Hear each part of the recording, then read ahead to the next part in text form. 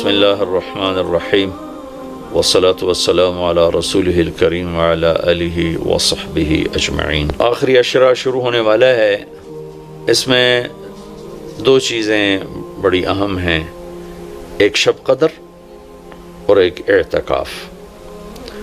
شب قدر 5 راتوں میں گھومتی ہے، ایک 27 کی رات ہی شب قدر نہیں، ہمارے پورے ملک میں 27 کی رات اس طرح منائی جاتی ہے جیسے یہی شب قدر ہے، حالانکہ اس کو اللہ نے گھما دیا ہے، کبھی یہ 21 میں ہوتی ہے، کبھی 23 میں ہوتی ہے، کبھی 25 میں ہوتی ہے، کبھی 27 میں ہوتی ہے، کبھی یہ 29 میں ہوتی ہے۔ اس کو اللہ تعالیٰ نے ایسے متعین نہیں کیا ہے۔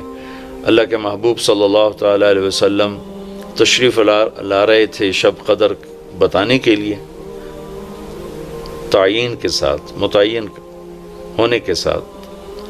کچھ 2 آدمی آپس میں لڑ رہے تھے، تو آپ نے فرمایا کہ میں آیا تھا تمہیں بتانے شب قدر، لیکن ان کی لڑائی کی وجہ سے اللہ تعالیٰ نے مجھے اس کو بھلا دیا ہے، لہٰذا اب تم اسے 5 راتوں میں تلاش کرو۔ اور یہ اللہ کا بہت بڑا کرم ہوا کہ اللہ نے اسے اس میں گم کر دیا۔ اگر اللہ تعالیٰ اس کو متعین کر کے بتا دیتے، اور آگے آنے والے زمانوں میں تو پتہ ہے کہ شب قدر میں بھی لوگ شراب بھی پئیں گے، زنا بھی کریں گے، تو پھر ایسی اللہ کی پکڑ آتی کہ شاید ہم بندر اور خنزیر بنا دیے جاتے۔ تو اللہ تعالیٰ جیسے وہ دسترخوان اترا، عیسیٰ علیہ السلام کی قوم نے کہا دسترخوان اتارو، ایمان لے، انزل علینا مائدۃ من السماء، تو عیسیٰ علیہ السلام نے کہا یا اللہ دسترخوان اتار، تو اللہ تعالیٰ نے فرمایا اتار تو دوں گا، لیکن پھر کوئی ایمان نہ لایا تو وہ عذاب دوں گا کہ سب دیکھیں گے۔ تو دسترخوان اتارا، پھر بھی لوگ ایمان نہیں لائے، سوائے چند ایک کے، تو اللہ نے باقیوں کو خنزیر بنا دیا۔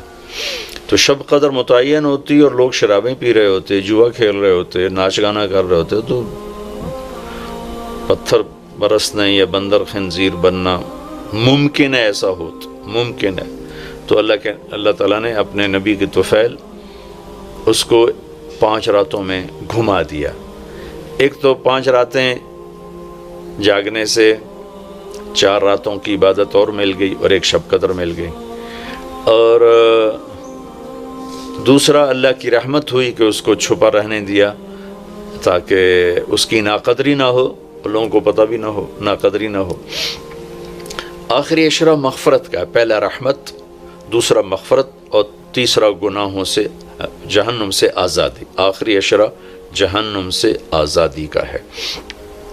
نبی پاک صلی اللہ تعالیٰ علیہ وسلم ساری زندگی اعتکاف بیٹھے آخری عشرہ میں۔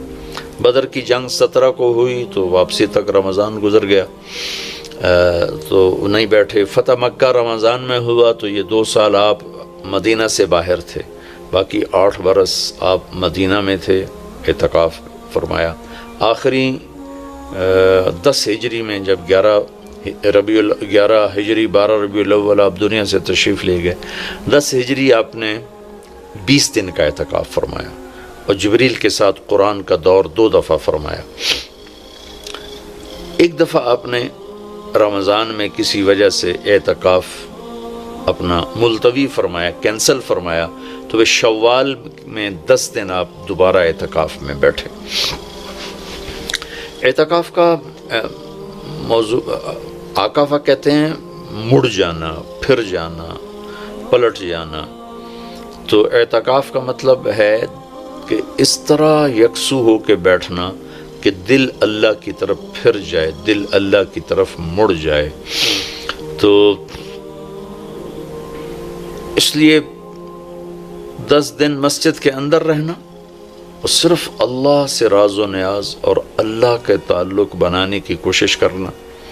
اللہ کا فضل ہے، ہمارے ملک میں کیا پوری دنیا میں بہت شوق سے اعتکاف میں لوگ بیٹھتے ہیں۔ جب رمضان گرمیوں میں نہیں تھا تو جانا ہوتا تھا حرمین میں، تو ماشاءاللہ جگہ ہی نہیں ملتی تھی بیٹھنے کی، اتنے اعتکاف کرنے والے لوگ ہوتے تھے۔ جب کوئی چیز رسم بن جاتی ہے تو اس کی روح نکل جاتی ہے۔ اعتکاف کا مطلب ہے خلوت میں اللہ سے تعلق بڑھانا، لیکن جب وہ اعتکاف ہی ایک مجلس بن جائے اور اعتکاف بھی ایک بھیڑ بن جائے تو وہ اعتکاف نہیں رہتا، نہ اس کا وہ مقصد پورا ہوتا ہے اور نہ اس کا وہ اجر ملتا ہے جو اس پر رکھا گیا ہے کہ ایک دن کا اعتکاف جہنم سے 3 خندق دوری ہے، اور ایک خندق کا فاصلہ زمین آسمان کے برابر ہے۔ تو اعتکاف کا صحیح فائدہ تب ہے جب آپ بیٹھنے سے پہلے علماء سے پوچھ لیں کہ کیسے بیٹھنا ہے، کیا طریقہ ہے۔ ہاں، میں مسائل تو اتنی تفصیل سے بیان نہیں بتا سکتا، کوئی اتنے لمبے چوڑے مسائل ہیں بھی نہیں۔ مسجد کی پابندی کرنی ہے، مسجد سے بغیر ضرورت کے نکلیں گے تو اعتکاف ختم ہو جائے گا، بس اتنی سی بات ہے۔ ہاں، ایک چیز جو اعتکاف کو بہت زیادہ خراب کر رہی ہے وہ یہ موبائل فون ہے۔ اب ہم چاہ رہے ہیں کہ ہمارا اور اللہ کا تعلق قائم ہو جائے، اور یہ موبائل نے تو زندگیاں خراب کر دی ہیں، نجی زندگیاں خراب ہو گئی ہیں، تعلق خراب ہو گئے ہیں، اور صحتیں خراب ہو گئی ہیں۔ بہت زیادہ اس کا استعمال ہے ہماری قوم میں۔ میں اتنا پھرا ہوں یورپ امریکہ میں، سوائے ضرورت کہ کبھی کسی کے ہاتھ میں موبائل نہیں دیکھا۔ یہاں دیکھو ہاتھوں میں موبائل پکڑ، 2 موبائل پکڑ کے چل رہے ہیں، کوئی کاروباری بھی نہیں ہے، کوئی بڑے زیادہ مصروف بھی نہیں ہیں، 2 3 موبائل رکھے ہوئے ہیں۔ اس قدر احمقانہ حرکتیں ہیں، گاڑی چلاتے ہوئے موبائل سنتے جا رہے ہیں۔ میرا ایک بہت پیارا دوست اس حادثے کا شکار ہوا کہ سامنے والا وہ یہ تو اپنی صحیح لائن پہ جا رہا تھا، وہ اس پہ چڑھ گیا، اس کا تو کھیل رہا اور میرے ایک دوست قیمتی کی جان چلی گئی۔ تو ہمارے ہاں بہت بے احتیاطی ہے۔ تو کم از کم یہ 10 دن آپ مسجد میں جا رہے ہیں، موبائل گھر چھوڑ کے جائیں، لیپ ٹاپ گھر چھوڑ کے جائیں، اور کئی ویڈیو گیم کھیل رہے ہوتے ہیں، بھائی تو اعتکاف نہ بیٹھ، گھر جا کے بیٹھ جا، اور موبائل پہ لگے ہوتے ہیں، لیپ ٹاپ ساتھ لے کے جاتے ہیں، وہاں کاروباری سلسلے چل رہے ہوتے ہیں۔ یہ کام تو آپ سارا سال کرتے ہی رہے ہیں۔ یہ 10 دن اس لیے فارغ کیے جا رہے ہیں کہ میں ہوں اور اللہ ہو، جب تم میرے پاس ہوتے ہو گویا کوئی دوسرا نہیں ہوتا۔ اس طرح اللہ کے ساتھ تعلق بن جائے، اس طرح اللہ پاک کی محبت نصیب ہو جائے کہ پھر ساری زندگی اللہ ہی اللہ ہو، ہر وقت۔ وَإِذَا احفظ اللہ یحفظک، احفظ اللہ تجدہ تجاہک، اپنے اللہ کو اپنے سامنے رکھ، اللہ تجھے ہر وقت اپنے سامنے رکھے گا۔ ہم تو ہیں ہی اللہ کے سامنے، ہر وقت اللہ کو تو اپنے سامنے پائے گا۔ تو اعتکاف میں بھیڑ اور رنگ برنگے کھانے اور لمبے چوڑے دسترخوان اور بے حساب افطاری سحری، یہ ساری چیزیں اس کی روحانیت کو ختم کرنے میں یہ نہیں کہتا کہ اس کا اجر انشاءاللہ ملے گا، لیکن ایک نوجوان ماشاءاللہ اکثر نوجوان، یہ فیصل مسجد اسلام آباد میں تو سینکڑوں لوگ اکٹھے ماشاءاللہ اعتکاف میں بیٹھے ہوئے ہوتے ہیں۔ تھوڑی جو بھائی اعتکاف میں بیٹھنا چاہتے ہیں، یہ میری چند گزارشات کو ضرور سامنے رکھیں۔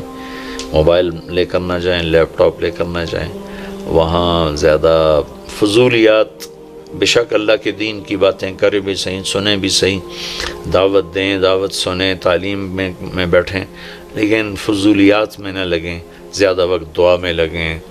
اور اعتکاف والے کے لیے یہ بھی ایک بہت بڑی فضیلت ہے کہ اگر یہ سویا بھی ہو تو اس کی عبادت کا ہی لکھا جاتا ہے، اس کا کھاتا، اس کا سونا بھی عبادت، اس کا کھانا بھی عبادت، اس کا وہاں آرام کرنا بھی عبادت۔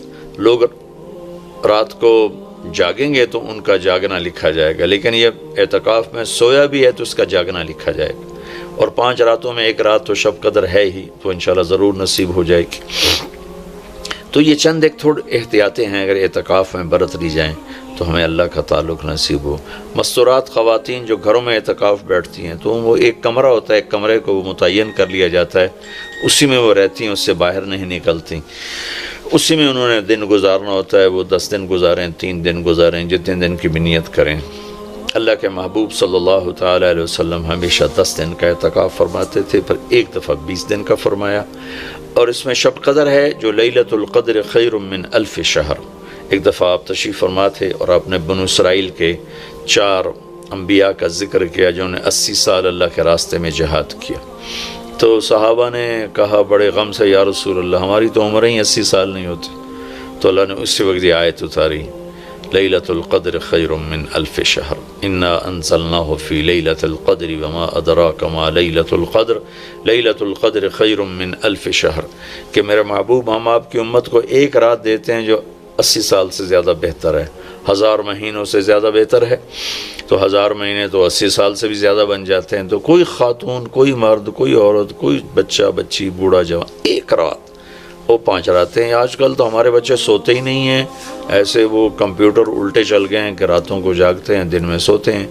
تو یہ 21، 23، 25، 27، 29 5 راتیں اگر جاگ لیا جائے، کچھ قرآن پڑھ لیں، کوئی تلاوت کر لیں، کوئی ذکر کر لیں، کوئی نماز پڑھ لیں، کوئی دعا مانگ لیں۔ اعتکاف میں دعاؤں کا اہتمام کیا جائے، اپنے لیے مانگیں، اپنے گھر کے لیے مانگیں، اپنے شہر کے لیے مانگیں، اپنے صوبے کے لیے، اپنے ملک کے لیے، پوری امت کے لیے، پوری دنیا کے انسانوں کے لیے۔ ساری دنیا کے انسان، 700 کروڑ انسان ہمارے انسانی بھائی ہیں۔ ہمیں ان کے کفر سے نفرت ہے، ان کی ذات سے نہیں۔ ہمیں ان کے جرم سے نفرت ہے، ان کی ذات سے نہیں۔ ہمیں مشرک کے شرک سے نفرت ہے، اس کی ذات سے نہیں۔ ہمیں شرابی کی شراب سے نفرت ہے، اس کی ذات سے نہیں۔ ہمیں ظالم کے ظلم سے نفرت ہے، اس کی ذات سے نہیں۔ اللہ ان سب کو ہدایت دے دے، یہ جنت میں چلے جائیں تو ہمارا اس میں کیا نقصان ہے؟ وہ جنت میں جائیں گے، اللہ کے نبی خوش ہوں گے، اللہ بھی خوش ہوں گے۔ وہ جہنم میں جائیں گے تو اس میں ہمارا کیا نفع ہے؟ تو ہم تو سب کی ہدایت کی نیت کریں اور سب کے لیے دعا مانگیں۔ پھر جن کے مقدر میں نہیں ہے تو خود ہی اللہ کا غیبی نظام ان کو صاف کر دے گا۔ جن کے مقدر میں ہے، اللہ تعالیٰ ضرور ان کے لیے خیر کے فیصلے فرمائے گا۔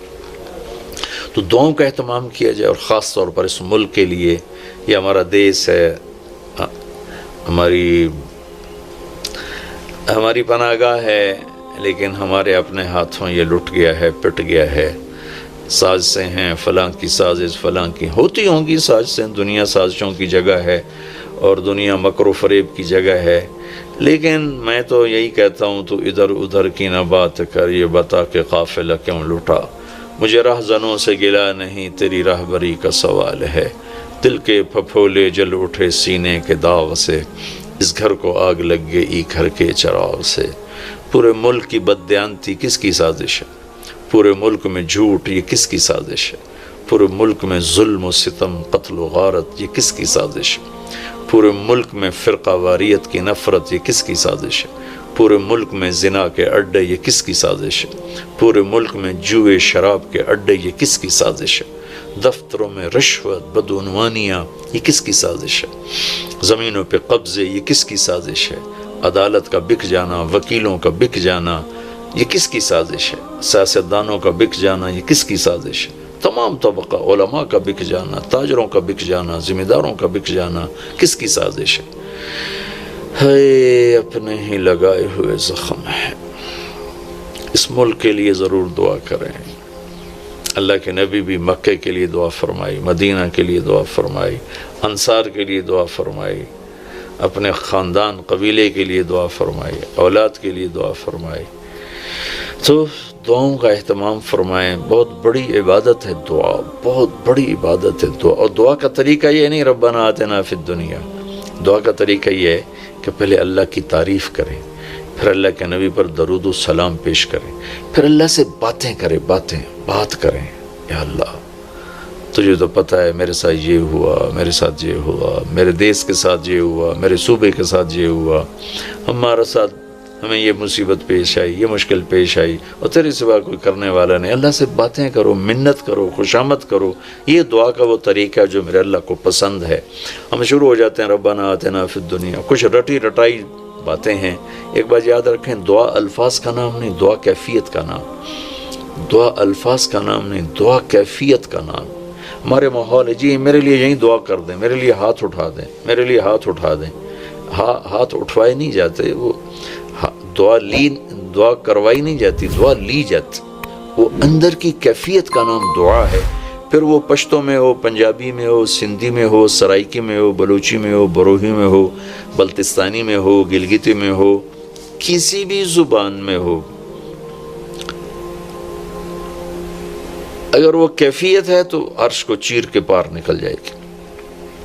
رٹائے الفاظ ہیں تو یہاں